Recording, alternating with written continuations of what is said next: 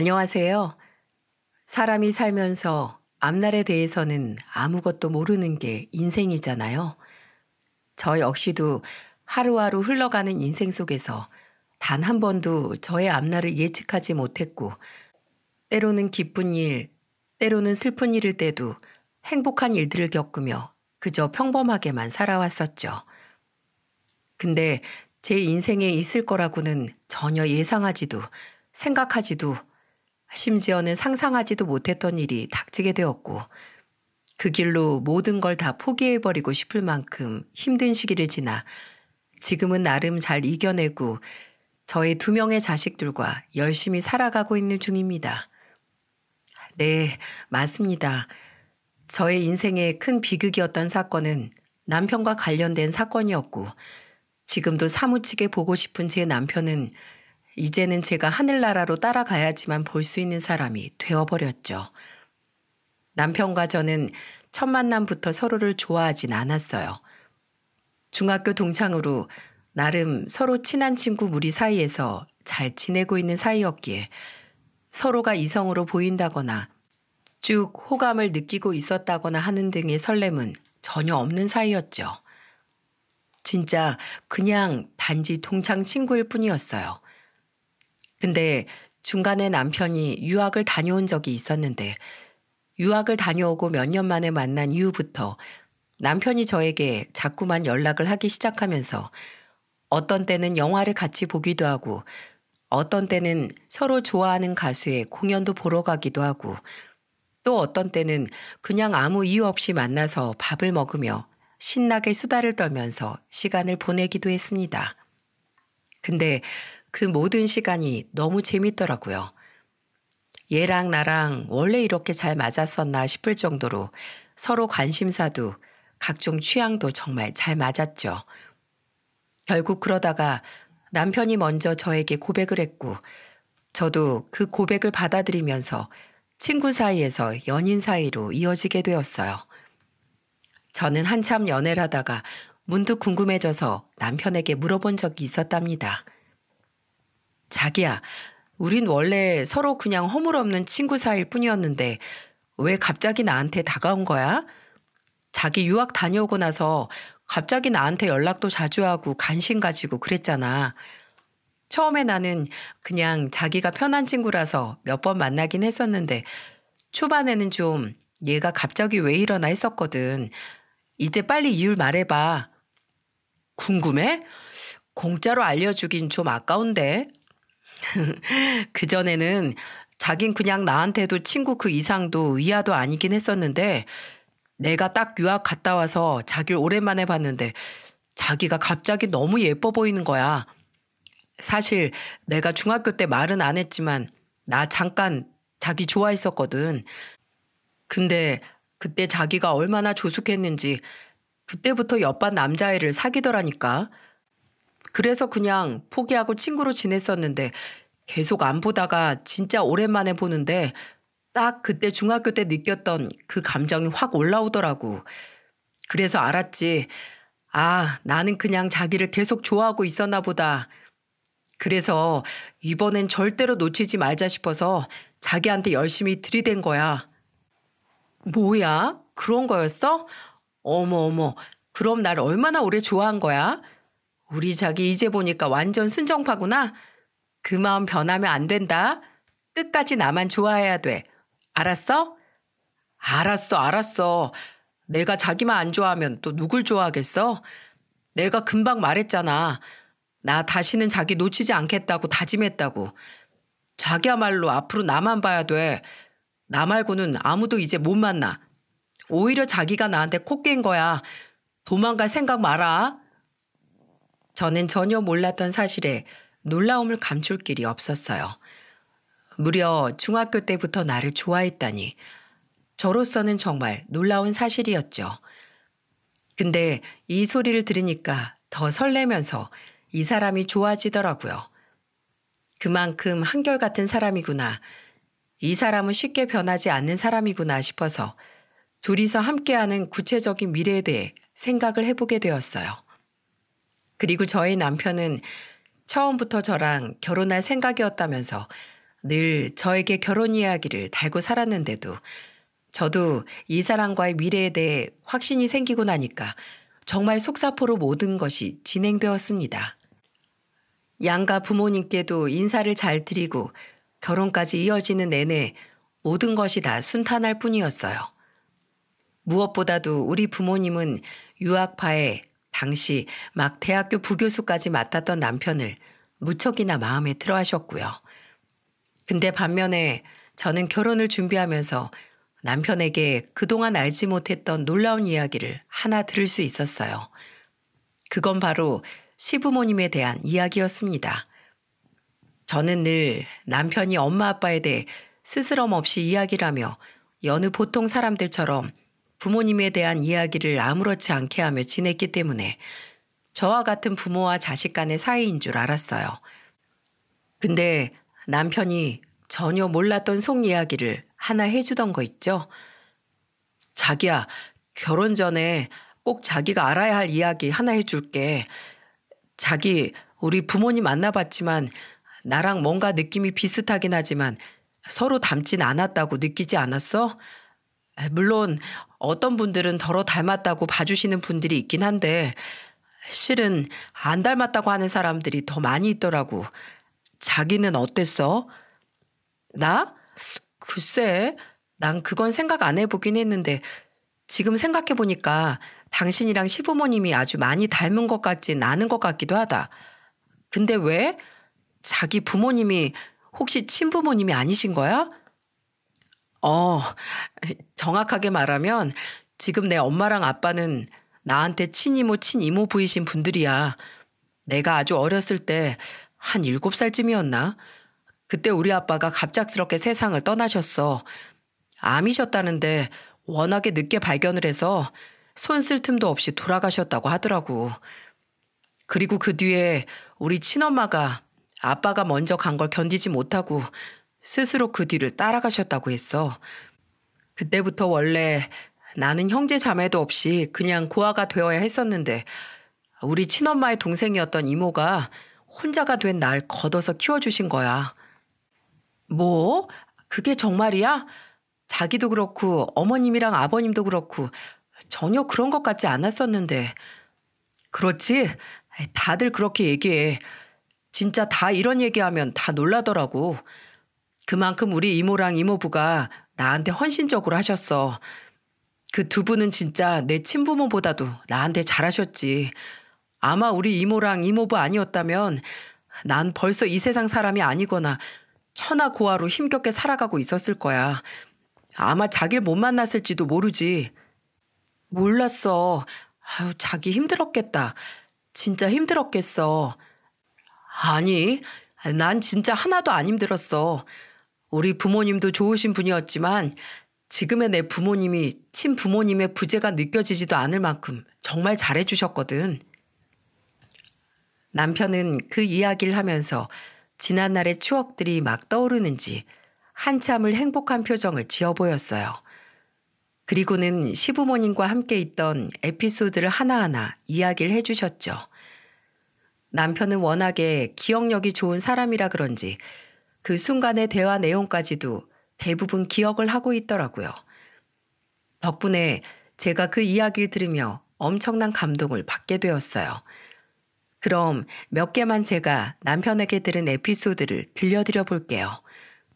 첫 번째는 남편이 초등학생 때 이야기라며 말해줬는데요. 그때 당시 남편이 초등학교 4학년 때쯤 되었다고 하더군요. 시부모님은 남편에게 좋은 세상을 많이 알려주고 싶다며 틈이 나는 대로 이곳저곳을 자주 다녔다고 했어요. 근데 그날은 시아버지가 운전한 차가 도로를 달리면서 사고가 크게 난 적이 있었는데 그때 차가 아예 전복이 되었다고 하더군요. 다행히 차가 구겨지거나 심하게 전복된 건 아니었지만 그래도 상당히 위험한 상황이었죠. 근데 남편이 정확하게 기억하는 사실은 당시 뒷좌석에는 시어머니와 남편이 같이 앉아 있었는데 시어머니가 차가 전복되는 것과 동시에 남편을 품에 꼭 껴안았다고 하더군요. 생존의 본능이 살아나는 순간에 시어머니는 그 본능이 모성애로 나타나 남편을 감싸하는 거였어요. 그 덕분에 남편은 타박상 하나 입지 않았고 시어머니는 남편을 감싸 안으면서 본인의 등과 어깨 쪽으로 충격을 다 흡수하면서 그쪽이 심하게 다쳤다고 했었어요. 본인이 심한 경우 죽을지도 모르는 상황에서 시어머니는 자신의 목숨은 생각하지도 않고 본인의 조카이자 자식인 남편을 감싸하는 거였습니다. 그러면서 자신은 심하게 다쳐서 꼼짝도 못하면서 남편에게는 이렇게 이야기를 하셨다고 하더군요. 우준아, 네가 무사해서 정말 다행이야. 엄마는 네가 잘못될까 봐 순간 너무 무서웠어. 진짜 순간 눈앞이 깜깜해지는데 내가 눈을 뜬 순간 네가 내 품에 있어서 얼마나 다행이었는지 몰라. 진짜 내가 살아있는 거에 보람을 느꼈다. 내가 네 옆에 있었던 게 정말 천운이었어, 천운. 저는 당시에 이 이야기를 듣는데 시어머니가 정말 대단하신 분이라는 생각이 들었습니다. 지금에서야 제가 우리 자녀들이 있다 보니까 그 모성애가 충분히 이해가 되지만 그래도 내가 과연 내 조카를 위해서 그렇게 목숨까지 바쳐가면서 희생할 수 있을까라는 생각을 해봤을 때 결코 쉽지 않은 이야기였어요. 그리고 이렇게 더 현실을 알게 되니까 그 당시에 느껴졌던 것보다 시어머니가 더 대단하게 느껴졌고요. 그걸 남편도 잘 알고 있었기에 그때 받았던 사랑을 아직까지도 기억하고 있다며 평생 잊을 수 없는 이야기라고 말을 해주었어요. 그것뿐만이 아니었습니다. 시어머니와 시부모님은 남편에 대한 사랑이 정말 각별했는데 시아버지는 늘 남편과 함께 시간을 많이 보내주려고 노력을 하셨었대요. 시간만 나면 같이 축구도 하고 농구도 하고 각종 스포츠를 즐기며 시간을 보냈고 여느 아빠처럼 짓궂은 장난도 많이 하고 각종 호신술도 잘 갖추고 있었던 시아버지는 남편에게 태권도, 유도까지 열심히 가르쳐 주셨다고 했어요. 그러면서 남자들 사이에서 생기는 유대감도 많이 생기고 늘 친구 같은 아빠로 있어 주셨다고 했죠. 근데 정말 제가 봐도 이 둘 사이는 친구 사이처럼 스스럼이 없었습니다. 남편은 시아버지에게 자신의 모든 이야기를 다 털어놓고 할 만큼 돈독한 사이였어요. 보통은 아들이랑 아빠가 그렇게 깊은 사이이기 어렵잖아요. 근데 이 둘은 달랐어요. 정말 주변에서 모두가 다 부러워할 만큼 둘 사이의 우정과 사랑이 깊은 부자관계였죠. 또 시어머니도 마찬가지였어요. 남편은 거의 딸 같은 아들이었기 때문에 또 시어머니한테도 늘 가서 조잘조잘 이야기도 잘하고 둘이서 같이 쇼핑도 다니면서 여느 엄마와 딸 사이처럼 살갑게 지냈더군요. 그걸 보면서 저는 진짜 이 집안은 어떤 집안보다도 행복한 집안이다 라는 생각이 들었고 그 모습을 보면서 당연히 친부모와 친자식 사이가 아니라는 의심을 조금도 할 수가 없었죠. 근데 이 가족도 딱 한 번 위기를 맞이하게 된 적이 있었다고 했어요. 그건 남편의 사춘기 때문이었는데요. 남편은 시부모님의 사랑을 잔뜩 받으며 크긴 했지만 사춘기가 좀 세게 왔었다고 했어요. 그러면서 이때 방황을 했던 게 사람들이 가끔씩 시부모님과 남편이 닮지 않았다고 하는 이야기를 들으며 한 번씩 이 사이가 친부모와 친자식의 사이가 아니라는 것에 대한 괴로움을 느꼈다고 하더군요. 그러면서 반항이 시작되었다고 했어요.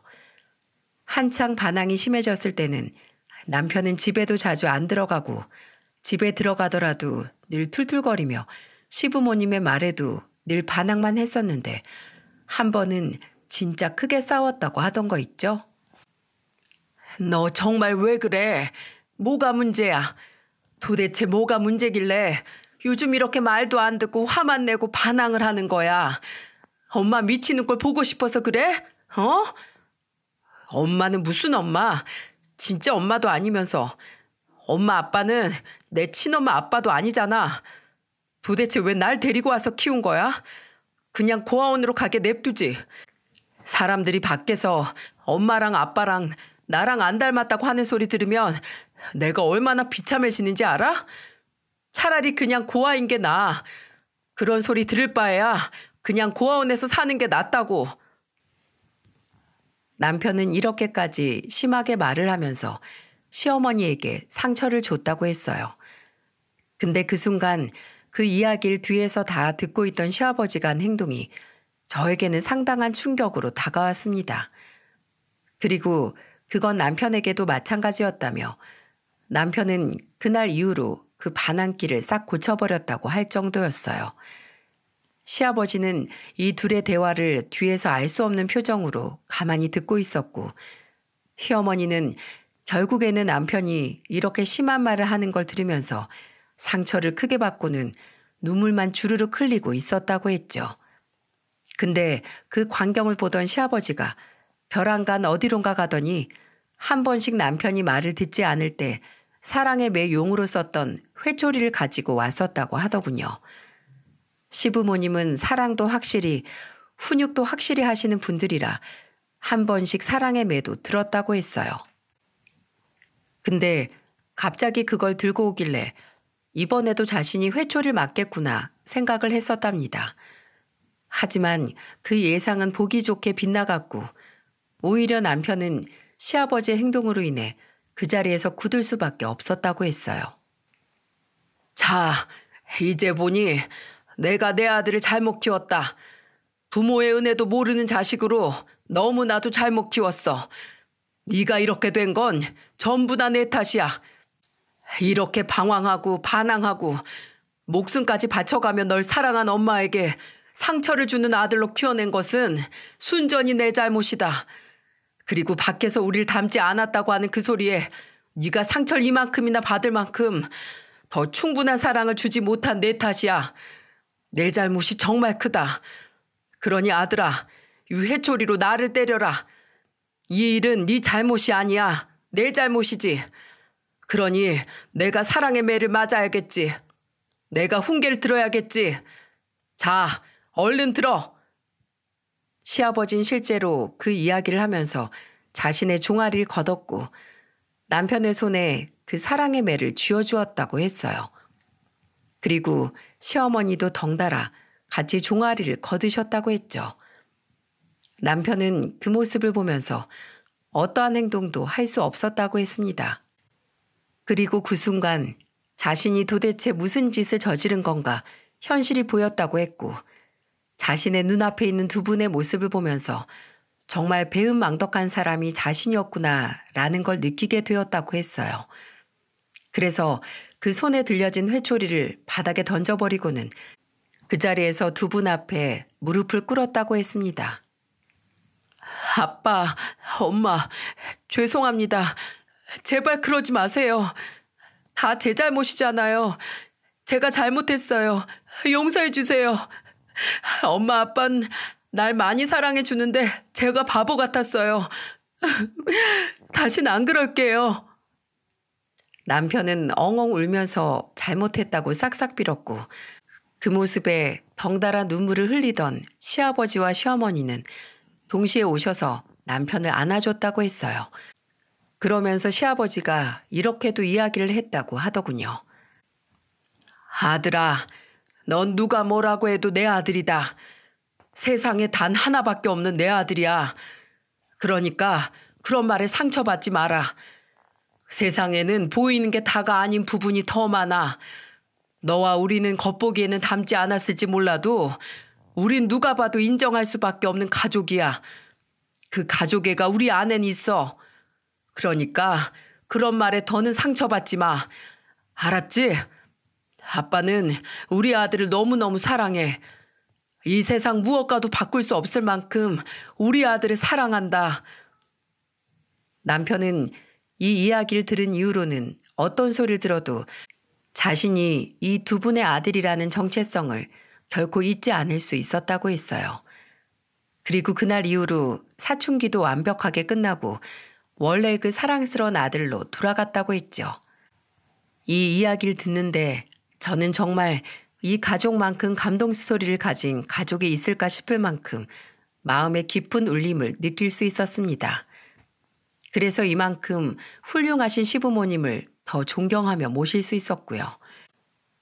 저희 시부모님은 제가 결혼 생활을 하면서 겪어볼수록 남편에게 들었던 것보다도 훨씬 더 대단하시고 좋으신 분들이었어요. 두 분은 전국에서도 찾아오고 TV에서도 촬영을 해갈 만큼 유명한 식당을 운영하고 계셨는데 양대창이나 곱창, 대창이 유명한 곳으로 유튜브 먹방 찍는 사람들도 한 번씩 왔다 가는 그런 곳이었죠. 그렇기 때문에 장사가 아주 잘 되었어요. 한창 시간에는 줄을 서서 먹어야 할 만큼 인기가 많은 곳인지라 저희 시부모님은 돈도 꽤나 잘 버셨습니다. 근데 두 분은 열심히 일해서 번 돈을 본인들에게 쓰지 않으셨어요. 꼭 남을 위해 쓰시는 분들이셨죠. 한 달에 한 번씩 어린 아이들이나 여러 단체에 후원금을 보내고 일주일에 한 번씩은 무료 급식도 하실 만큼 남을 위해 희생을 하며 지내셨습니다. 그러면서도 가족들한테 역시 소홀하지 않으셨고요. 특히나 자신의 손주들인 우리 애들한테도 얼마나 잘하셨는지 매번 만나면 용돈 주시고 옷 사주시고 장난감도 사주시는 등 정말 과분할 정도로 잘해주셨죠. 그걸 보면서 제 남편이 정말 기뻐하고 좋아했어요. 남편은 항상 저한테 이렇게 말을 하는 사람이었거든요. 여보, 있잖아. 난 아이들을 많이 낳고 싶어. 평생을 친자식 없이 딱 하나인 나만 보고 산 우리 엄마 아빠한테 애들 소리로 북적북적대는 거 느끼게 해드리고 싶어. 그게 우리 엄마 아빠 평생 소원이셨어. 내 밑으로 동생들 잔뜩 낳아서 나랑 동생들 떠들면서 노는 소리로 시끄러운 거 들으며 살고 싶어 하셨는데 그게 전혀 안 됐었지. 우리 엄마 아빠가 애들을 진짜 좋아하시거든. 그래서 다른 후원도 그렇지만 애들 있는 단체에 기부금을 제일 많이 내셨던 거야. 거기에 돈이 없어 공부를 마음껏 못하는 애들한테는 더더욱 잘하셨던 거고. 그래서 내가 우리 엄마 아빠가 못했던 거 대신 해드리면서 애들 소리로 복작복작한 거 들으며 사는 소원 이뤄드리고 싶어. 그러니까 우리 애들도 많이 낳자. 하여간 우리 어머님 아버님도 자식 사랑 대단하신 분들이시지만 당신도 부모 사랑 대단한 사람이야. 아무도 못 따라가. 근데 당신 마음이 곧 내 마음이기도 하니까 나도 노력해 볼게. 우리 애들 많이 낳아서 시부모님 행복하게 해드리자. 그러면서 저희는 아이 둘을 낳았습니다. 근데 희한하게 셋째를 가지려고 할 때부터는 저희가 계획한 대로 아이가 잘 생기지 않더라고요. 그래서 너무 심각하게 생각하지 말고 천천히 생기면 생기는 대로, 안 생기면 안 생기는 대로 편하게 있자고 이야기를 하면서 두 아이를 잘 키우고 있던 때였습니다. 시아버지는 평소 매우 건강하신 분이셨는데 갑자기 중풍을 맞게 되셨고 그 뒤로 거의 5년 정도를 계시다가 결국에는 끝내 돌아가시고 말았어요. 저희 가족에게는 폭풍과도 같은 시간이었죠. 중풍에 걸리셔서 정상적인 생활을 하기 힘들 때는 저희 부부와 어머님이 돌아가면서 시아버지를 모셨고 저희들의 노력으로 조금씩 호전이 되어가는 듯 했지만 그건 저희들의 착각이었는지 그렇게 생을 마감하시고 말았어요. 시아버지의 장례식장에서 누구보다도 슬퍼한 건 당연한 일이겠지만 저희 시어머니였어요. 시어머니는 거의 넋이 나간 사람처럼 장례를 치르셨는데 저와 남편은 정말 눈코 뜰 새 없이 바쁘게 다녔습니다. 상조 회사에서 사람들이 나와서 도와주긴 했지만 워낙에 살아생전에 선행을 많이 하시고 인맥이 좋으셨던 시아버지를 추모하러 온 조문객들이 말도 못하게 많았거든요. 그러니 저희는 그분들 맞이하랴 보내랴 또 중간중간 인사 나누랴 정말 정신없는 시간을 보내고 있었어요. 하지만 시어머니는 그 와중에도 어떤 공간에 홀로 갇힌 것처럼 아무런 생각도 감정도 없는 사람처럼 있으셨어요. 그만큼 시아버지의 죽음에 충격을 크게 받으신 거였죠. 그럴 수밖에 없는 게 이 두 분은 정말 거의 부부는 일심동체라는 말이 딱 이 둘을 보고 하는 말이다라고 할 수 있을 정도로 인고 부부로 사셨거든요. 시어머님이 계시면 시아버지가 있고 시아버지가 계시면 시어머님이 있을 정도로 이 둘은 항상 붙어 다니셨어요. 그래서 아버님이 중풍 때문에 거동도 불편하시고 일상생활이 거의 안 되실 때에도 시어머니가 가장 가까이에서 거의 떨어지지 않고 시아버지를 돌보셨죠. 이때는 식당까지 다 정리를 하실 정도로 시아버지 회복을 위해서 노력하셨던 분이 바로 저희 시어머니였어요. 하지만 그 바람대로 되지 않고 얼마 못 가 돌아가신 시아버지를 보면서 시어머니는 너무나 많이 힘드신 듯 보였습니다. 그때 우리 남편이 시어머니가 꼭 세상이 다 무너진 것처럼 지내려고 하니까 겁이 났는지 이렇게 말을 하더라고요. 엄마 마음 독하게 먹어야 돼. 내 친엄마처럼 그렇게 나 버리고 엄마까지 아빠 따라서 가버리면 안 돼. 알았지? 나 진짜 무서워. 엄마가 아무 말도 안 하고 있으니까 겁나 죽겠어. 내가 아빠 대신해서 엄마한테 잘할 테니까 제발 엄마 나를 위해서라도 힘내서 살아줘. 제발 이렇게 내가 부탁할게요. 저희 남편은 간절한 목소리로 시어머니에게 이야기를 했고 그 진심이 통했는지 시어머니는 그날 이후로 조금씩 회복이 되고 있는 것 같았습니다. 하지만 하늘은 왜 이렇게 무심한 걸까요? 시어머니는 시아버지가 돌아가신 이후 바로 1년 뒤에 뭐가 그리 급하셨는지 시아버지가 많이 보고 싶었던 모양이신지 시아버지가 계신 곳으로 가시더라고요. 이때 또 한 번의 충격을 받은 게 남편이었습니다. 남편은 시아버지가 돌아가시고 나서 시어머니까지 어떻게 될까봐 매 순간을 노심초사하면서 지냈어요. 하루 한시도 편하게 지내는 날이 없어 보일 정도로 시어머니에게 안부 전화를 하고 하루에 몇 통씩 통화를 하고 시간이 되는 날에는 무조건 만나면서 시어머니를 체크했죠. 이때 남편이 시어머니를 또 잘 돌보아서 그런지 시어머니는 시아버지의 부재를 빨리 털어버리고는 금방 다시 밝은 모습을 되찾으셨어요. 그래서 식당은 다 그만두신 상황이라서 시간이 나는 대로 거의 봉사활동 위주로 다니셨고 금방 다시 생기를 되찾아 시아버지를 먼저 떠나보낸 슬픔을 많이 이겨내고 계셨죠. 그때 시어머니가 남편에게 많이 고마웠는지 이런 말을 자주 하셨어요. 내가 아들 보고 살지 우리 아들 보고 우리 아들 없었음 나는 진즉에 우리 남편 잃은 아픔에 못 이겨서 금세 따라가 버리고 말았을 거야. 근데 우리 아들이 이 복덩이 역할을 하느라 이렇게 엄마가 버티고 후를 털고서 금방 일어날 수 있었어. 고마워 우리 아들. 그리고 우리 며느리도 마음 약한 시애미 보살피느라 고생 늘 많은 거 잘 알아. 이 세상 너희 같은 애들이 어디 있겠니? 나는 너네를 만난 것만도 이번 생애 운은 다 썼다고 본다. 어머님, 정말 아무것도 안 하셔도 되니까 그저 건강하게만 있어주세요. 건강하게만 오래오래 살면서 저희랑 계셔주시면 저희도 바라는 것 아무것도 없어요. 맞아요, 엄마. 난 진짜 엄마가 아빠처럼 갑자기 잘못될까 봐 그게 제일 걱정이었어요. 그러니까 건강검진 수시로 잘 받고 조금만 아파도 나한테 얘기해야 돼. 알았지? 엄마까지 놔두고 가버리면 나야말로 진짜 어떻게 될지 몰라. 그러니까 엄마는 건강하게 오래오래 살아야 돼. 대신에 내가 끝까지 우리 엄마 책임질게. 그래, 우리 아들, 우리 며느리, 우리는 오래오래 행복하게 살자. 하지만 저희의 대화가 무색해질 만큼 남편의 노력에도 시어머니는 끝내 세상을 또 먼저 떠나버리고 말았습니다. 하지만 남편의 친어머니처럼 스스로 떠난 게 아니었어요.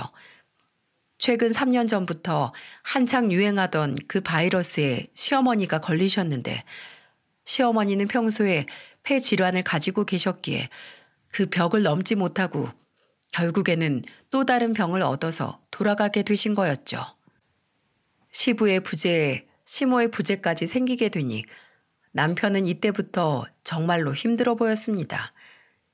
남편은 제가 알고 있던 평소 남편의 모습을 볼 수 없을 만큼 점점 폐인처럼 바뀌어갔고 정말로 시부모의 부재가 남편에게는 큰일이었는지 남편은 시어머니가 돌아가시자마자 거의 정신적인 질환을 다 얻게 되었다고 할 만큼 엉망이 되어갔어요.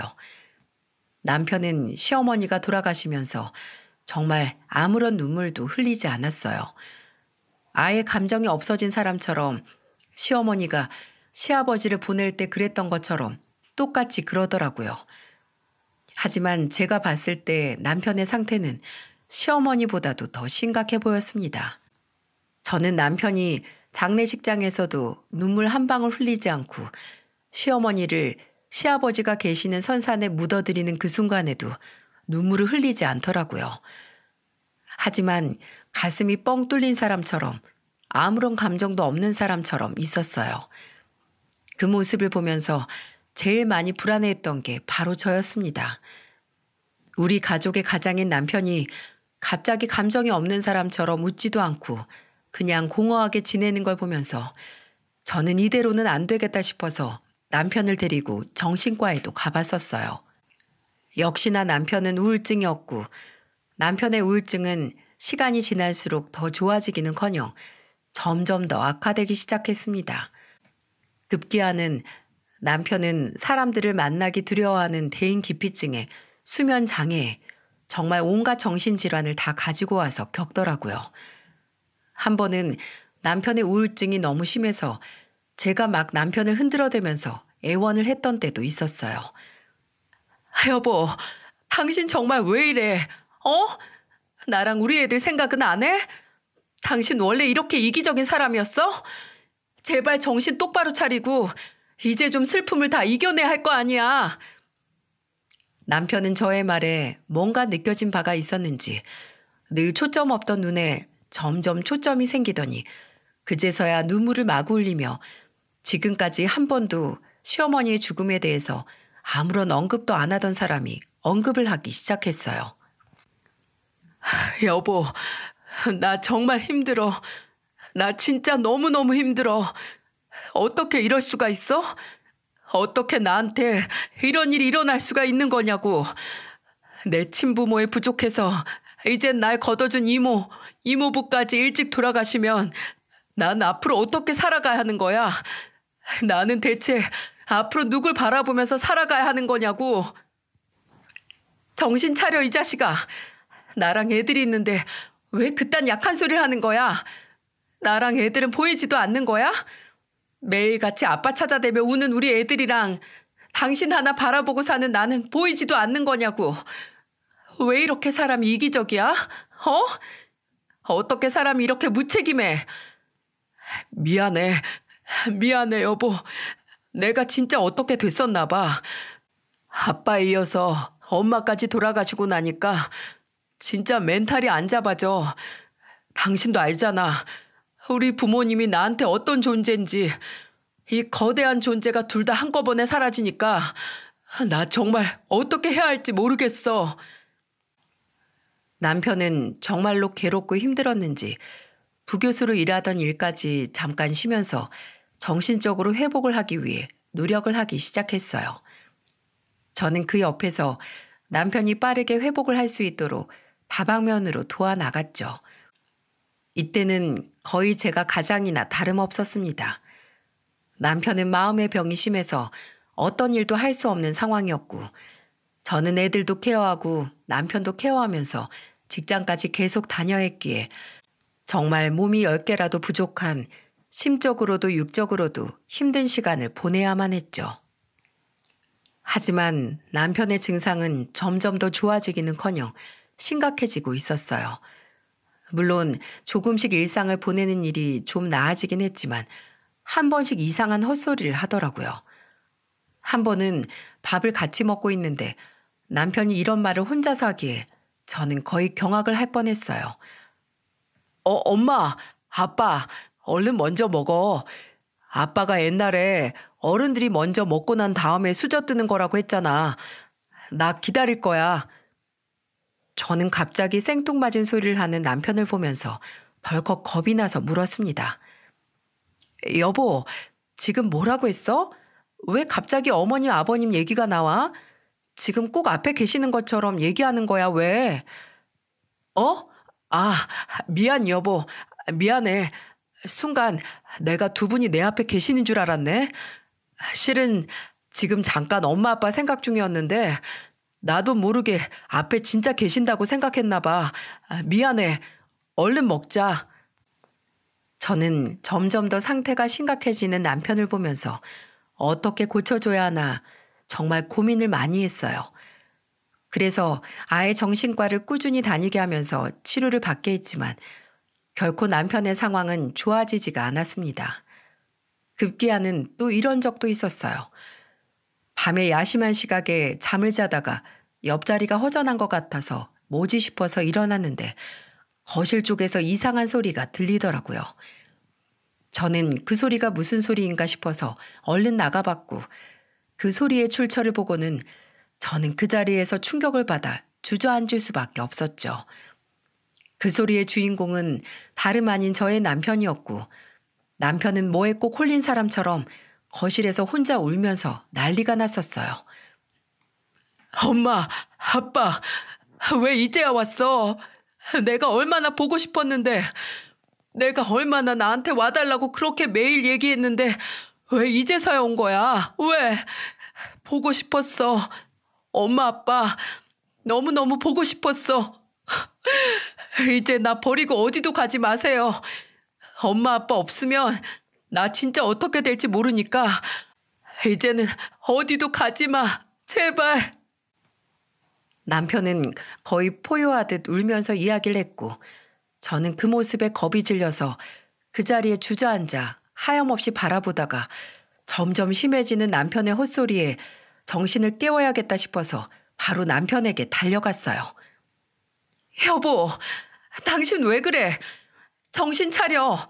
어머님, 아버님이 어디 계신다고 그런 소리 하는 거야? 여보, 나 보여? 나 보이냐고. 나 좀 똑바로 봐봐. 나를 좀 제대로 봐봐. 저는 정신을 못 차리고 계속 울고 있는 남편에게 급기야는 남편의 뺨을 때리고 그것도 안 되니 찬물까지 가지고 와서 남편에게 부어버렸어요. 그랬더니 그제서야 남편이 정신을 화들짝 차리면서 저한테 말을 하더군요. 여보, 뭐지? 왜 이래? 무슨 일이야? 뭐? 당신이야말로 왜 이래 정말? 지금까지 헛소리 하던 거 기억 안 나? 막 울면서 어머님 아버님한테 얘기하듯이 그랬잖아. 뭐? 내가?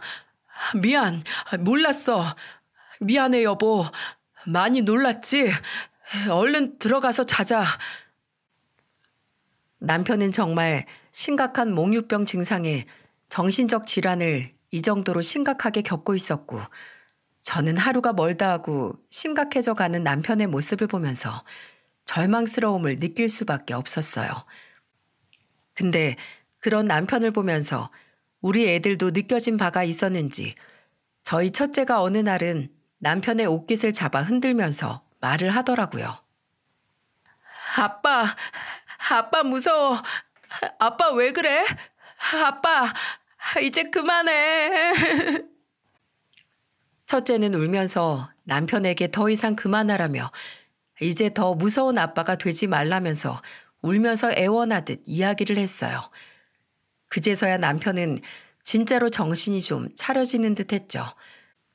자신의 옷깃을 잡고 울던 아이를 꼭 끌어안고는 이렇게 말을 했어요. 미안하다. 미안하다 우리 아들. 아빠가 도대체 너네하고 너네 엄마한테 무슨 짓을 한 건지 모르겠다. 정말 미안해. 아빠 이제 안 무서워질게. 아빠 이제 정신 차릴게. 미안해 우리 아들. 이 아빠가 못나서 정말 미안해. 남편은 아이를 꼭 끌어안으면서 울며 이야기를 했고 그 뒤로부터는 정말로 헛소리도 많이 좋아지기 시작했고 다시 일상을 회복하면서 부교수 일도 다시 해나가기 시작을 했어요. 저는 그 모습을 보면서 천만다행이라고 생각을 하며 이제야 남편이 제가 알던 남편의 모습으로 돌아오는 듯했어요. 하지만 그것은 남편의 엄청난 발악 같은 거였을까요? 남편은 결코 좋아진 것이 좋아진 게 아니었던 것 같습니다.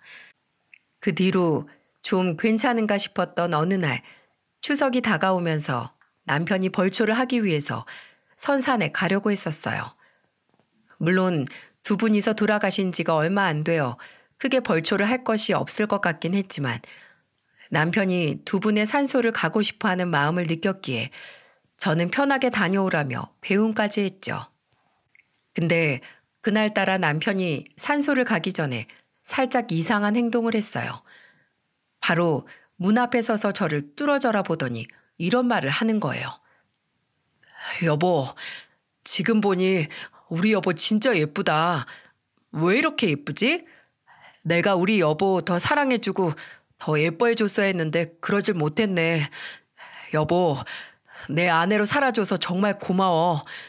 우리 애들 엄마로 또 내 아내로 있어줘서 진짜 고마워.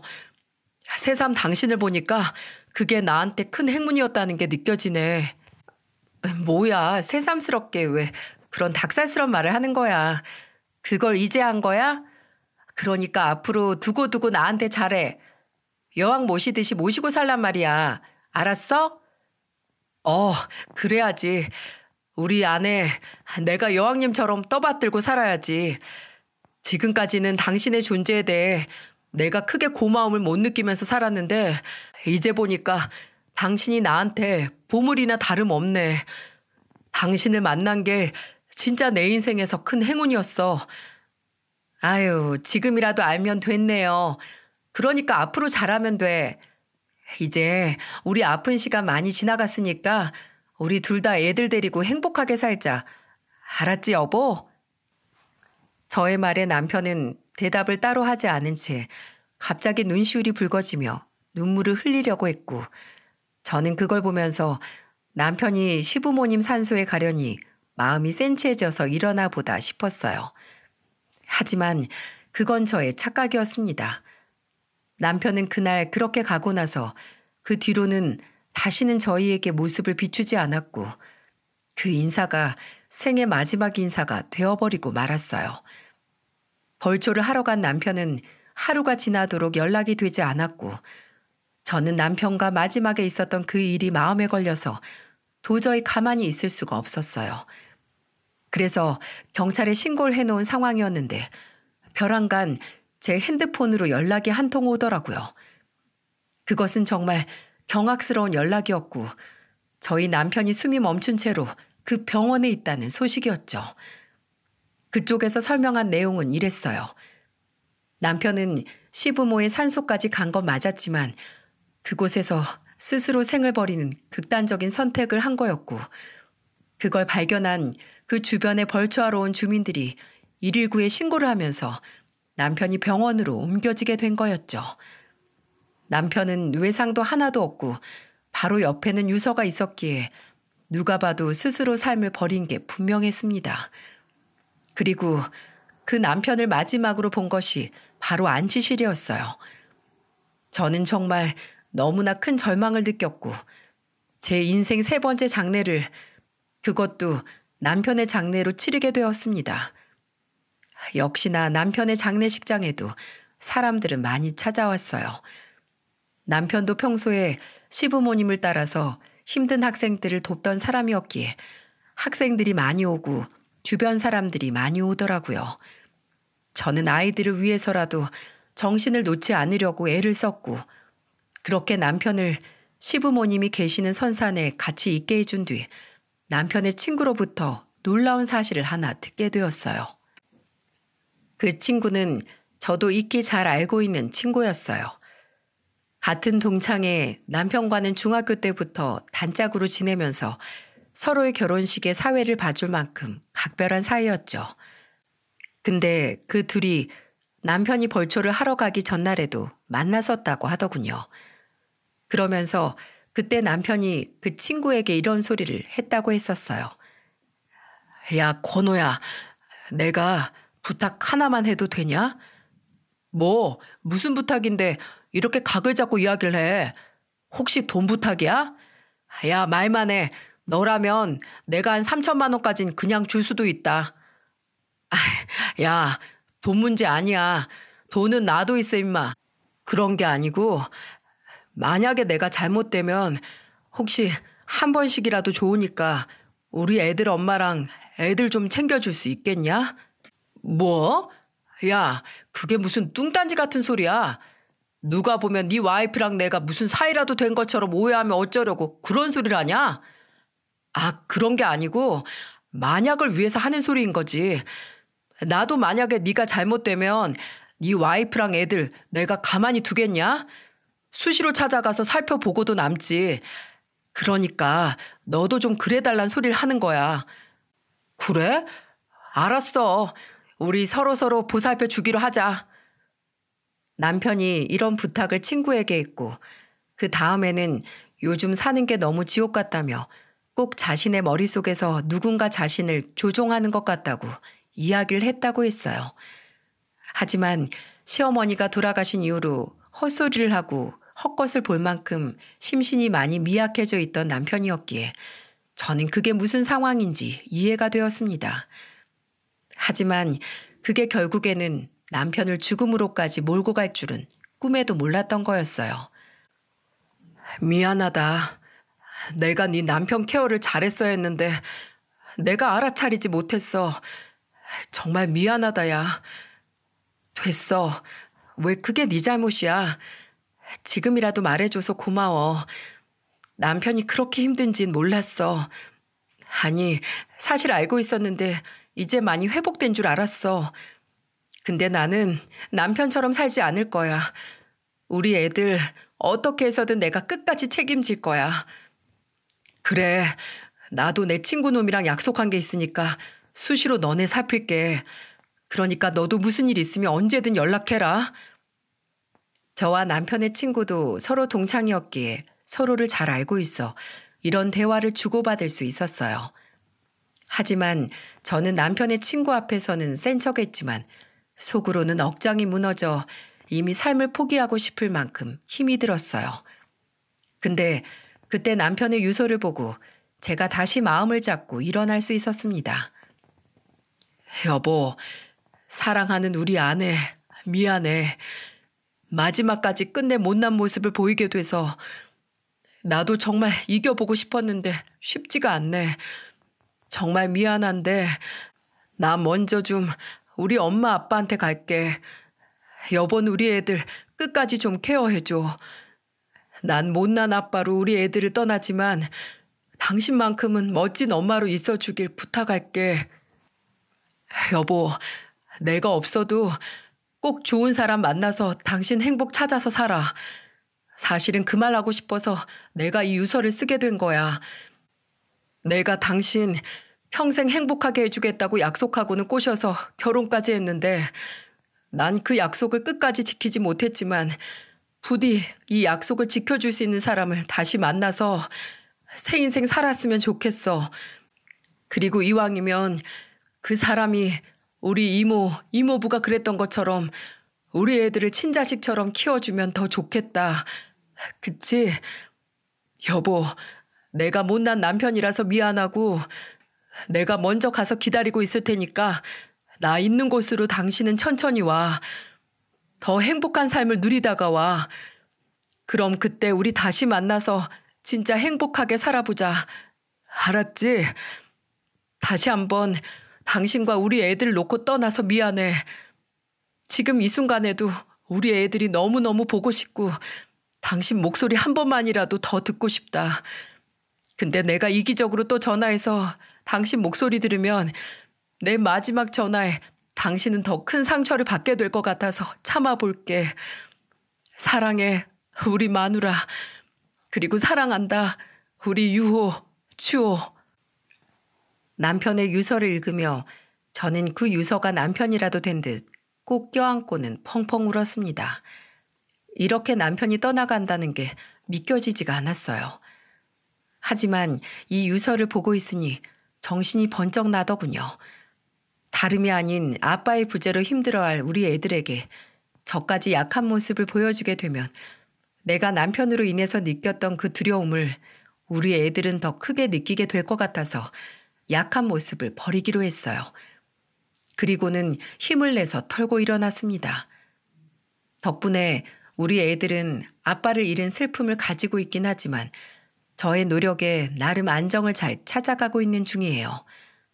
한 번씩 아빠가 보고 싶다며 울긴 하는데 그때마다 제가 옆에서 지켜주고 있다 보니 애들은 늘 제 품에 안기어서 진정을 하고 잠들고 있어요. 앞으로도 무수히 많은 이 외로운 싸움을 해 나가야 하겠지만 저는 어떻게 해서든 우리 애들을 위해서 이 시간들을 견뎌 나갈 거예요. 여러분, 사람의 앞날은 누구도 알 수 없는 미로와 같다는 말 혹시 공감해 보신 적이 있으실까요? 저는 정말 알 수 없는 저의 미로 같은 인생이 조금은 두렵기도 합니다. 하지만 그래도 결국에는 그 출구가 있을 것이기에 거기에 희망을 두고 살아보려고 해요. 그리고 저의 이 굳은 다짐과 노력이 우리 애들한테 느껴졌는지 얼마 전에는 우리 첫째가 저한테 이렇게 이야기를 해주더군요. 엄마, 아빠가 이젠 없지만 내가 아빠 대신에 엄마한테 잘해줄게요. 엄마 많이 많이 웃게 해줄 거예요. 저는 이 말을 들으며 또 우리 첫째를 껴안고는 한참 울었네요. 여보, 혹시 지금 이 사연 듣고 있어? 그곳에서는 부모님과 행복해? 당신 거기에서 꼭 잘 지켜보고 있어줘. 그리고 우리를 지켜줘. 나는 여기에서 열심히 우리 애들을 위해서 살아볼 거야. 우리 각자 자리에서 잘 살다가 꼭 다시 만나자. 사랑하고 보고 싶다.